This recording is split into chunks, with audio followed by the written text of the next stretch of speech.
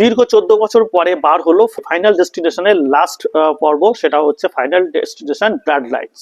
এটা আমি দেখে উঠলাম। তো সত্যিকারের কথা, ফাইনাল ডেস্টিনেশন সিনেমাগুলো যেমন হয় এখানেও তাই। ফাইনাল ডেস্টিনেশন সিনেমায় আসলে দেখানো হয় যে কিভাবে মানুষকে মারানো যায়, তার যে নানা রকমের টেকনিক।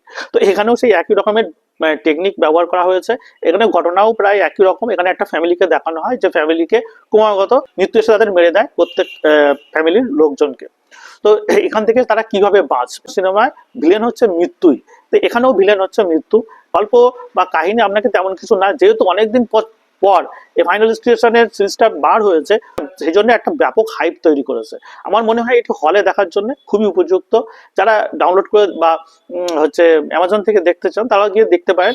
আমার অত যারা যাদের ফাইনাল স্টেশনের ফ্যান, তারা কিন্তু অবশ্যই দেখুন, তাদের ভালো লাগবে। তো যাই হোক, সিনেমা নিয়ে এরকম আরো অনেক ধরনের কাহিনী, সিনেমা নিয়ে আরো এরকম ধরনের নানা ধরনের তথ্য পাওয়ার জন্য অবশ্যই লাইক, সাবস্ক্রাইব এবং ফলো করতে ভুলবেন না। ধন্যবাদ।